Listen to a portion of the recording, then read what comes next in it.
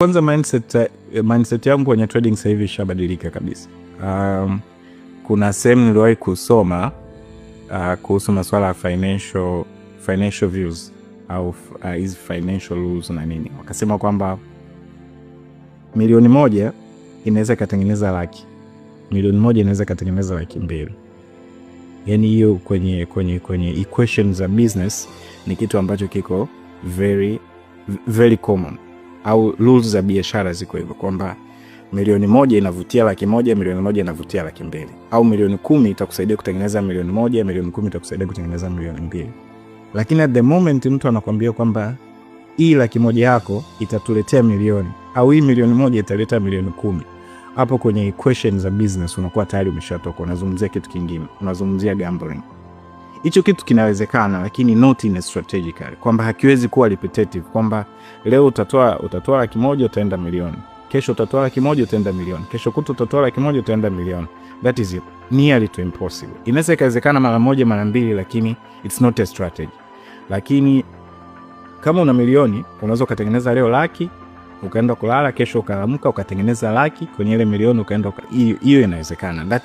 That's normal na biashara nyingi ziko hivyo. Kwa hiyo nafikiri tu ni mindset, ujue wewe unataka kitu gani. Sio kwamba hicho kinachofanyika cha kuflip hakiwezekani, lakini hakiwezi kutokea mara zote, na that is not a strategy. Na cost yake ni nini kwenye trading? Kama unaweza kuitoa laki moja kuipeleka milioni, ina maana that process ile laki moja umeshairisk yote. There is no way utasema unaitoa laki moja kupeleka milioni alafu umetumia 10,000. Yani obviously ile laki moja umeshairisk yote. Kwa hiyo sasa kwenye trading ukirisk $100 ili upate $1,000, ukapoteza ile $100, sehemu gani una access ya kwenda kuchukua $100 ili kesho ufanye tena? Na kesho ukipoteza siku ya pili, siku ya tatu unaenda kuchukua wapi $100 ili ufanye tena kile kitu? Kama una hiyo access sawa, inaweza kuwa ni strategy yako, lakini unazungumzia huyu mtu ambaye hiyo $100 yenyewe kwanza anaitafuta kwanza. Yani huko kwenye ameungaunga 20,000, 30,000 ngapi ndio ikatimia $100 akadeposit.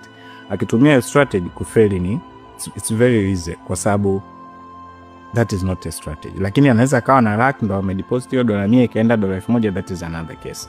Lakini in terms ile kwamba you want to do it as a business, not as a gambling, you have to think in that mindset kwamba kama na $100, basi wacha nipate $5, wacha nipate $10, lakini hii $5 au $2 iwe ni consistency. At least hata kila siku nitapata $2.